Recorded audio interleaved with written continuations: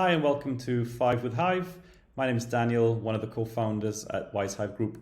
So today we want to talk about batteries and specifically the differences between cheaper, more cost-effective alternatives such as Solax and the more expensive products like GivEnergy or even the Tesla Powerwall 3, which is due to be released in the UK.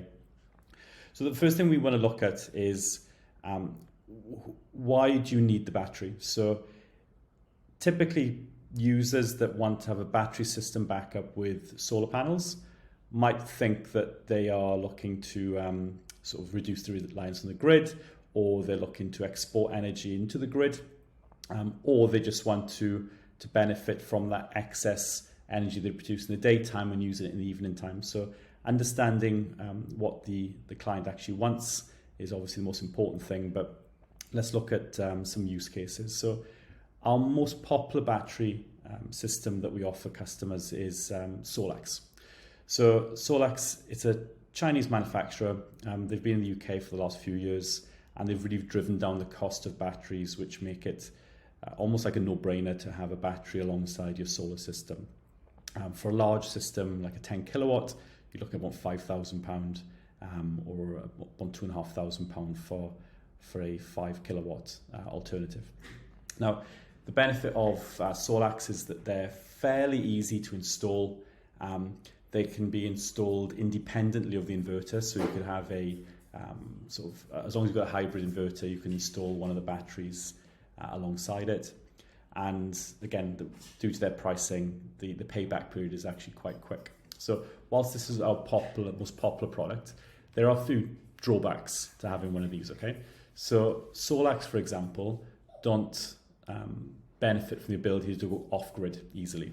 So if there was a power cut, you might think that the battery would suddenly sort of kick in and start producing power for your home.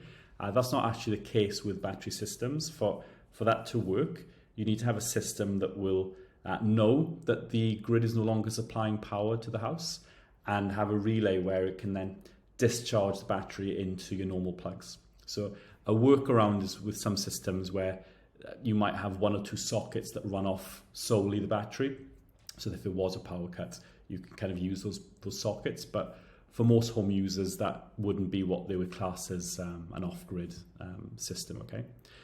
The other issue with Solax products is that the maximum output that you can use is lower than sort of an off-grid battery. So I'll give you an example. If you had an air source heat pump, your kettle on, your dishwasher, your washing machine, even if the battery held enough energy to be able to power all of those devices, the maximum amount that it can send out from that battery at one time, it just isn't high enough to be able to fulfill that demand. So if you were going to run off batteries in the evenings, Solax batteries, you typically need to just be a bit careful about what products that you're using. Otherwise, even if you did have a full battery, you'll find that you're still pulling power from the grid to compensate for the lower energy output of the battery. Now, if we look at batteries such as GivEnergy, they're one of my favorites in the market right now. They've got batteries and inverters built into one module, so they look a lot neater, they're easy to install, there's sort of less cabling. They're typically IP65 rated, which means they can be fitted externally to the building. So if you're tight on space or you just don't want it in the house, you can fit them outside. And they're also a lot more user-friendly when we're looking at the batteries communicating with smart meters.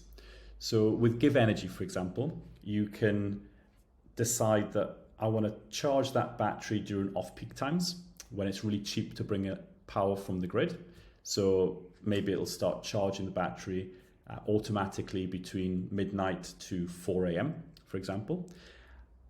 But more importantly, at other times when the grid is having a lot of demand for energy usage throughout the network, so maybe 6 p.m. when people pop on their kettles, they'll offer users a much higher rate to export their energy at that point.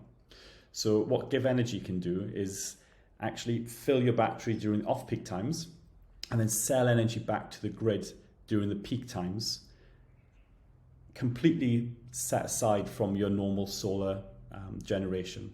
And this makes it really powerful in terms of being able to get a much quicker return on investment. Solax batteries potentially can do this. It's just a little bit more fiddly and complicated to set up. So in terms of plug and play, a GivEnergy battery would do that straight off the bat. They typically offer longer warranties, 12 years versus 10 years. Like I said, they have built-in inverters. They can sell back to the grid. The apps are quite easy to use. And more importantly, they have a larger kilowatt output, which means that if you did have a power cut and you did have an air source heat pump and some other products that were high energy demand, they would basically be able to fulfill 100% of that demand.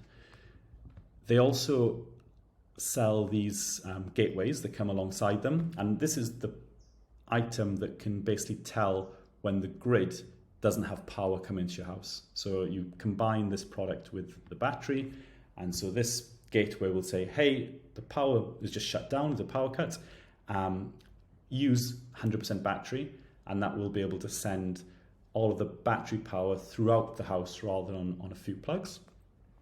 And I mean, the last product to really talk on is like the Rolls Royce, I'd say, of battery technology at the moment, which is the Powerwall 3.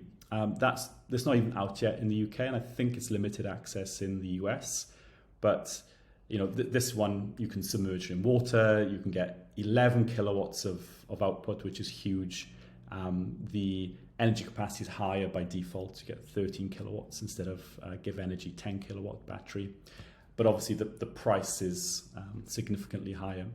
So as a whole, if you're looking for a way to store energy at a good price to be able to use in the evening time, so use the excess generation from your solar panels, Solax is a great product to have. If you're looking for a smarter battery system where you can kind of tweak things and be completely off grid or selling power back to the grid at the best times and pulling power from the grid at the best times, then something like a Tesla or a GivEnergy would be the best solution. Cost comparisons, you're looking at sort of about £5,000 for a decent Solax system, about £2,000 to £3,000 more for GivEnergy. Hope that was useful, and see you on the next 5 with Hive. Thanks.